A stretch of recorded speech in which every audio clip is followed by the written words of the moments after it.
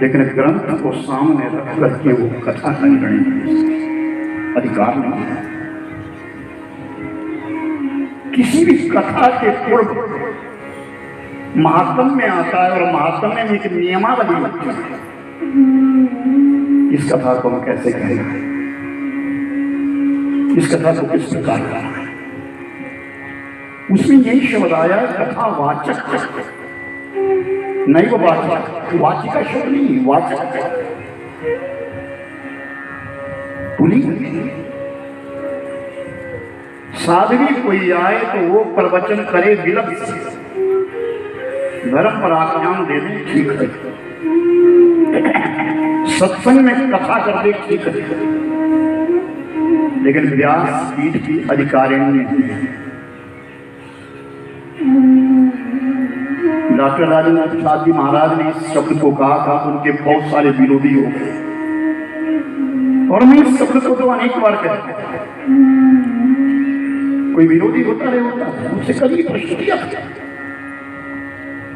लेकिन मेरा मानना, मैंने पढ़ा नहीं, मुझे किसी ग्रंथ में ऐसा मिला नहीं।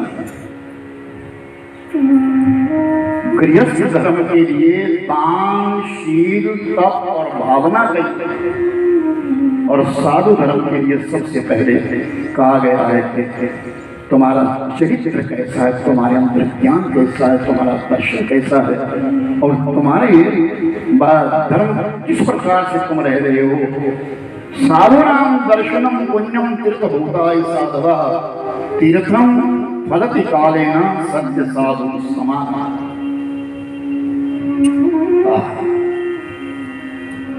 तुम कहीं भी तीर्थों पर जाओ,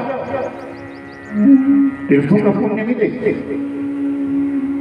कब समय आने, तीर्थम फलति कालेन, समय आने के ऊपर फल मिलेगा। लेकिन संतों का दर्शन करने से, संतों के सानिध्य में बैठ करके, संतों की वाणी को श्रवण करके, संतों के आवरण चरित्र को नमन करके तत्काल उसका फल है। इसलिए साधु के लिए चलता फिरता तीर्थ कहा गया है। तीर्थम फलति कालेन सत्य साधु समागमः, तुरंत फल देने वाला साधु। तो साधुता के बीच में रहने वाला ये मानव गृहस्थ को छोड़ करके ही साधु बनता है।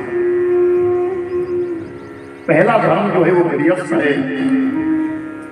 आप लोग गृहस्थ हैं, साधु आएंगे आपके द्वारे ही आएंगे। इस गृहस्थ से मां जननी है, नारायणी है, नारायणी ने स्वयं नारायण पैदा किए हैं। कोई भी साधु आया है संसार के बीच में तो गृहस्थ से ही आएगा। इसलिए उस गृहस्थ को कोटि कोटि नमन है। आप लोग अगर यज्ञ की नहीं पहुंचे तो यज्ञ की शोभा नहीं है, और साधु संतों का आगमन यज्ञ की पूर्णता है।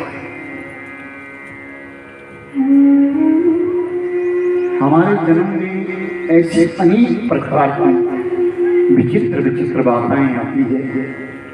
कथा प्रवक्ता स्थान स्थान पर जाते हैं, अनेक जगह भ्रमण करते हैं, और जो जो भी कुछ कोई कहता है उसको श्रवण करते हैं।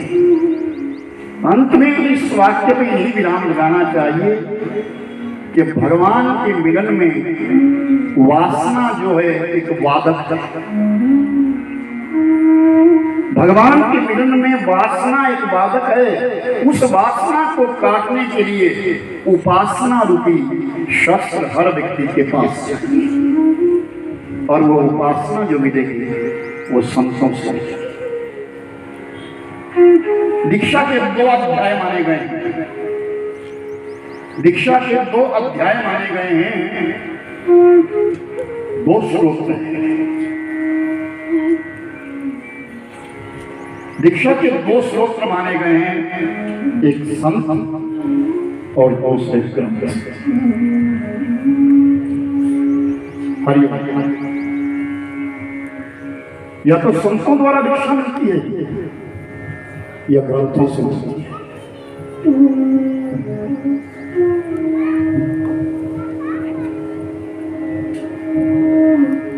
अगर हम ग्रंथ नित्य अध्ययन करते हैं तो हमें कुछ ना कुछ मिलेगा,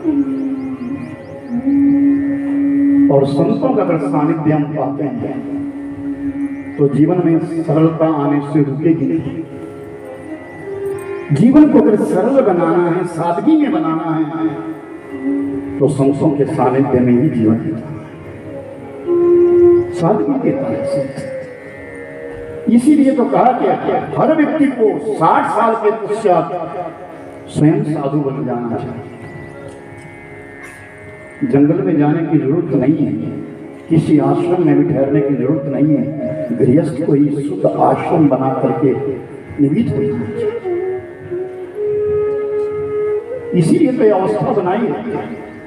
वानप्रस्थ रहें, घर में भी रहें, साधुता में रहें, और संन्यास अनिवार्य कहा गया है। और वो संन्यास गृहस्थ में रहकर ये भी किया जा सकता है, हुआ है। लेकिन इस व्यासपीठ की अधिकारिणी गार्गी आज नहीं, विदुषी आज नहीं, मोहित आज नहीं, ऐसी लक्ष्मणवती देवियां नहीं रही है। आज साधारण माता बहन को इस व्यासपीठ पर आसीन नहीं होना चाहिए। क्या आपके प्रश्न का उत्तर था? तो आइए भगवत नाम स्मरण करते हुए हम सब कथा में प्रवेश करें।